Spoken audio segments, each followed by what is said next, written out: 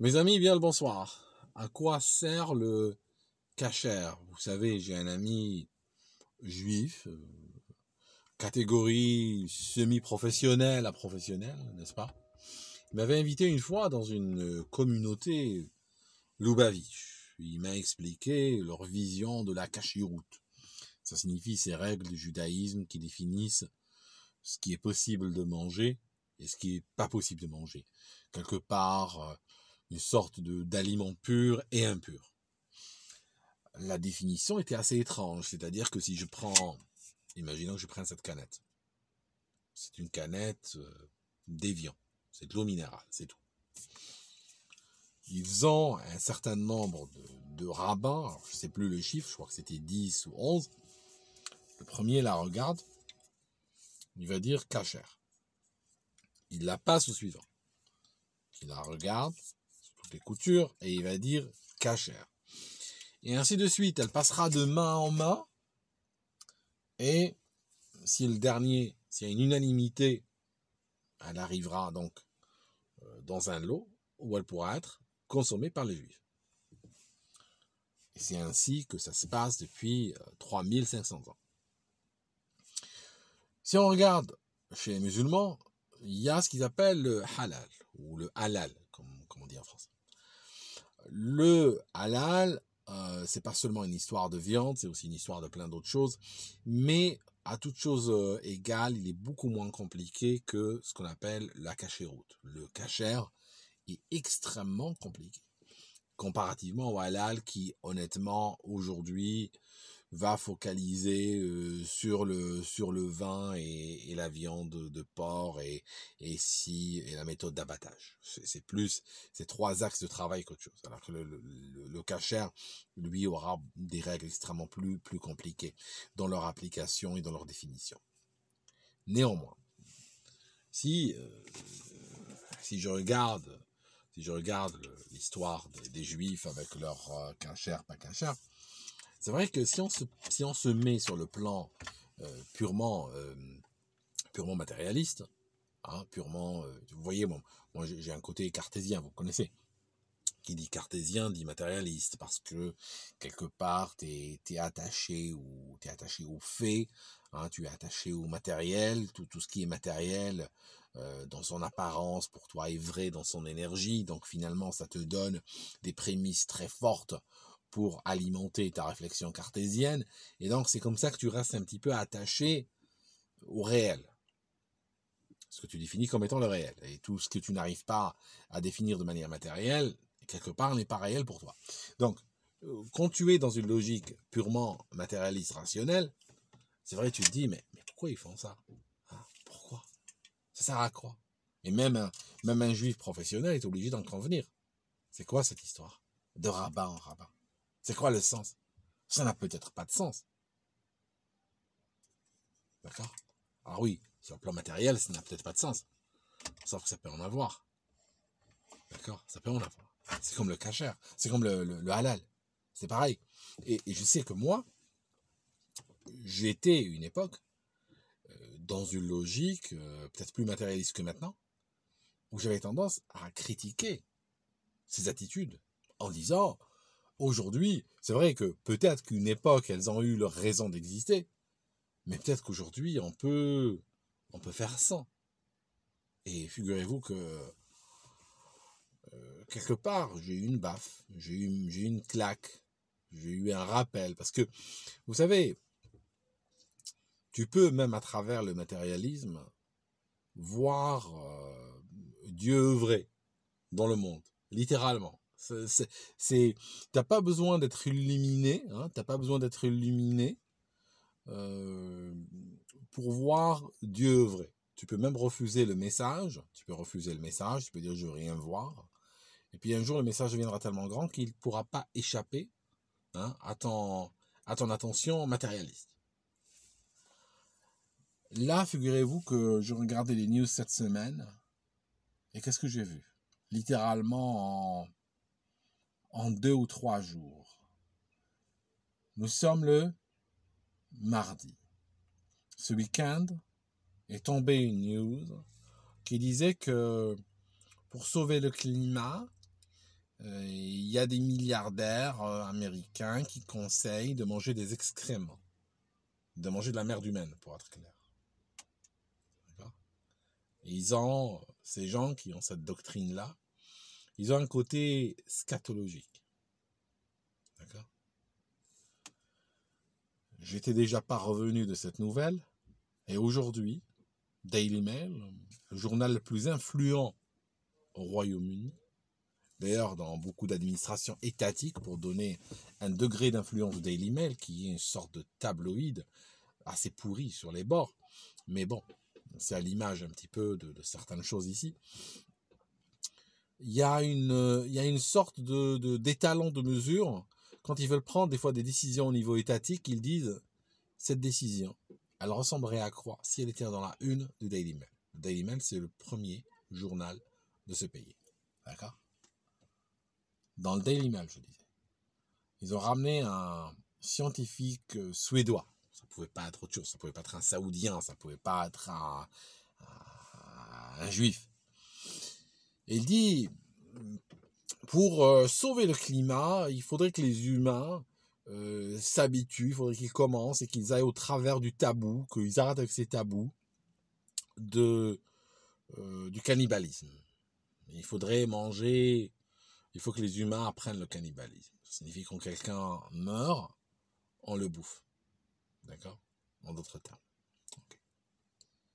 Alors vous comprenez, hein ? Peut-être qu'il y a des gens qui ne comprennent pas, ils disent, mais je ne vois pas le rapport. Commencez à voir le rapport depuis le début de cette vidéo. Vous voyez le truc ? C'est que là, il y a un message. Il y a un message. Parce qu'aujourd'hui, moi, je me sens beaucoup plus proche d'un musulman qui mange halal. Je me sens plus proche d'un juif qui a cette obsession que je respecte aujourd'hui de sa cachéroute que d'un Suédois qui veut manger de la chair humaine. D'autant plus que quelqu'un peut me dire, oui, mais un détraqué suédois dans le Daily Mail qui veut manger de la chair humaine, et après, pourquoi t'en fais tout un plat ? Non, j'en fais pas un plat. Je commence à connaître l'occidental maintenant, mes amis. Ah, je commence à le connaître. Demain, il serait capable d'aller prendre des excréments dans des toilettes de gare bouchées. Il serait capable de les manger pour sauver le climat, se photographier sur Facebook et dire qu'il en est fier. Ah, je connais maintenant. Ah, je connais l'animal. C'est fini, là. J'ai plus d'illusions.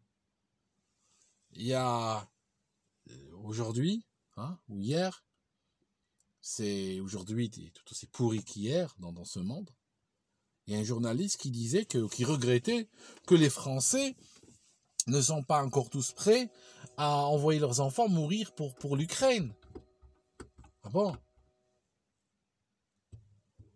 Ah ben oui, il faut leur pardonner. Ça fait seulement 6 mois de propagande. C'est vrai qu'au bout de 6 mois de propagande, t'es pas encore prêt à envoyer tes enfants mourir. Même l'occidental post-chrétien n'y est pas encore prêt. Mais donnez-lui jusqu'à Noël. Sachant, mes amis, que Noël dernier, la majorité des Occidentaux ne savaient même pas où se trouvait l'Ukraine. Okay ? Alors on déplore aujourd'hui, en juillet, qu'ils ne soient pas encore prêts, malgré 6 mois de battage médiatique, qu'ils ne sont pas encore prêts à envoyer leurs enfants mourir.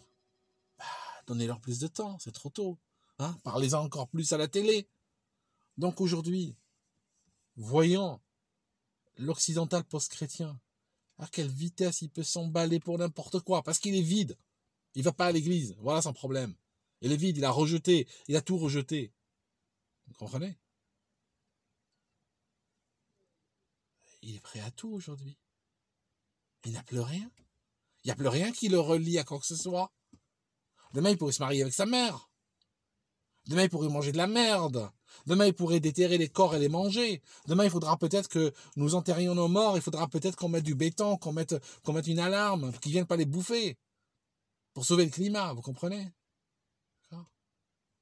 Voilà. Donc aujourd'hui, je suis désolé. Voilà. Je suis plus proche des juifs. Je suis plus proche des musulmans. Je suis même plus proche des juifs orthodoxes. Je suis même plus proche des intégristes musulmans. Je suis même plus proche des salafistes que je ne peux être d'un blanc post-chrétien, d'un woke ou d'un télévisualisé, d'accord, qui n'est plus attaché à rien. Ok, voilà, comprenez, c'est tout. Alors pourquoi t'as changé? Ben oui, bien sûr que je change. Croyez quoi? Le monde est le même? Croyez quoi? Je vais être la seule constante, moi, dans un monde en mouvement, à répéter les mêmes choses comme un disque grillé? Je vais dire, à un moment donné, il y a une situation nouvelle, je suis obligé d'apporter une réflexion nouvelle. C'est tout. Je me réinvente chaque jour. Chaque matin, quand je me réveille, j'efface tout ce qui est dans ma tête et j'essaie de le réapprendre. C'est pour ça que souvent mes vidéos sont faites le soir. C'est le temps qu'il me faut pour réapprendre tout ce que j'ai oublié depuis hier, tout ce que j'ai effacé. C'est tout. Voilà, mes amis. C'est... Honnêtement, les blancs post-chrétiens, j'ai envie juste de vous dire, allez vers le chemin et la vérité. Allez vers celui qui a dit qu'il reviendra. Allez vers les églises. Franchement, allez vous repentir. Allez trouver une croix, trouver une vraie croix solide. Mettez-vous à genoux devant. Demandez pardon, le pardon existe. Et reprenez-vous. Reconnectez-vous avec la réalité, avec la vie. Vraiment. Revenez à la vie. Il n'y a que ça qui vous sauvera. Réellement. Il y a ça ou il y a la mort. Il y a ça et la mort. Et la mort, c'est pas mourir, c'est pas comme ça, je tombe de mort et je me fais manger par un Suédois. C'est pas ça la mort. D'accord ? La mort, c'est... La pire mort, c'est...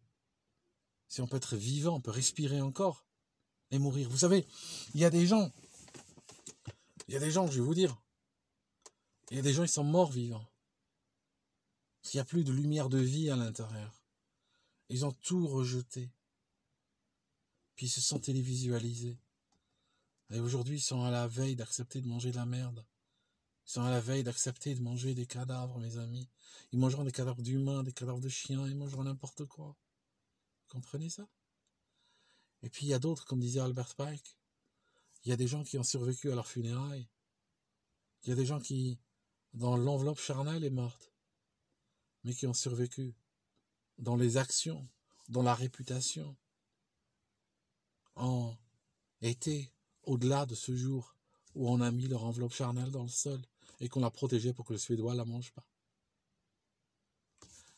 Et honnêtement, j'avais une fois entendu un rabbin, c'était je crois le Rav Dinovitz, qui disait que un juif sans judaïsme, je crois qu'il avait utilisé un mot très fort, je crois qu'il avait traité d'animal ou quelque chose comme ça. Mais aujourd'hui, je peux dire que un chrétien ou un blanc européen sans le christianisme, c'est pareil. C'est pareil, mes amis. Je veux dire, j'ai juste envie de dire, allez à l'église. Franchement, allez à l'église. Les temps sont durs, c'est...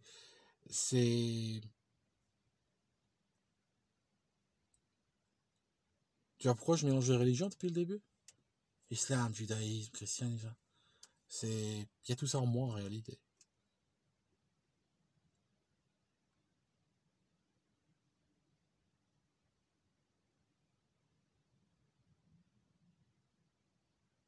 Voilà mes amis, je vais vous laisser. D'accord, je vais vous laisser. Et puis, je reviens un autre jour. Mais ce que je cherche à vous dire, c'est que l'équation est beaucoup plus compliquée qu'il n'y paraît. D'accord? L'équation, c'est... On vit vraiment un monde, on vit une époque de grandes révélations. Il faut avoir les yeux ouverts, le cœur ouvert surtout. On vit une époque de grandes révélations, il y a beaucoup de choses qui se dévoilent à nous. Et on voit des forces agir, il y a des forces malveillantes, il y a des forces bienveillantes. Et ces forces-là se battent depuis toujours. Et elles se battront jusqu'à la fin des temps. Il a yomin yub'atoun, comme on dit en arabe. Ces forces-là se mèneront une bataille à mort jusqu'à la fin des temps. Jusqu'à ce que cette terre sera vide un jour et elle sera héritée par celui qui l'a fabriquée la première fois. C'est terrible. Je pense que il est temps réellement de de se connecter à des fondamentaux solides, à des fondamentaux civilisationnels. Pourquoi il y a beaucoup de gens aujourd'hui qui se réfugient dans la drogue, qui se réfugient dans plein d'excès, qui se réfugient dans le médicament, qui sont frappés dans leur domicile, dans leur famille, qui sont frappés par la malédiction, qui sont frappés par le suicide, qui sont frappés par la dépression, qui sont... Comment? Pourquoi? Parce qu'il faut un attachement, mes amis. Il faut vous attacher. Attachez-vous, non pas à la télé, non pas à l'éphémère, non pas à l'iPhone 13, non pas aux choses qui sont là aujourd'hui, qui disparaîtront demain. Attachez-vous à des choses qui sont là depuis des millénaires. Des choses qui ont construit des civilisations.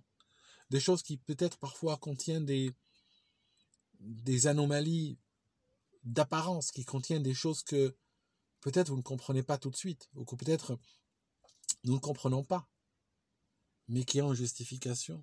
Parce que c'est venu à travers des âges, ça nous a été transmis par une sorte de mémoire collective de peuples qui ont vécu avant nous, qui ont expérimenté des choses, qui ont connu des guerres, qui ont connu des calamités, qui ont connu des âges et des âges, et qui nous ont transmis à travers une sorte sous forme d'essence concentrée, qui nous ont transmis des choses, et on n'en comprend pas le sens. On n'en comprend pas le sens, mes amis. Mais quand viennent des moments de grand dévoilement, le voile se lève un petit peu et on voit un petit peu ce qui se passe. Et là, ça doit nous frapper. On doit arriver à la réalisation. Mais attachez-vous à ce qui est solide. Attachez-vous à des piliers forts de votre civilisation. Qui que vous soyez, où que vous soyez. Soyez heureux dans votre civilisation. Et attachez-vous à des racines fortes. Parce que le vent est très fort aujourd'hui. Et il ne vous fera pas tomber si vous êtes attaché à des choses solides. Vous serez protégés, vous, vos enfants, votre famille. Mais ne vous laissez pas emporter par les courants, par ces courants maléfiques qui règnent aujourd'hui. Il faut être amarré solidement. Voilà mes amis, je n'ai pas envie de vous en dire plus aujourd'hui. Merci d'avoir écouté jusque-là. J'espère que cette vidéo sera comprise à son juste positionnement, je dirais. Je ne vais pas dire à sa juste valeur, chacun en décidera de la valeur. Et on se verra dans une autre. Merci mes amis, puis tenez bon dans ces temps troublés.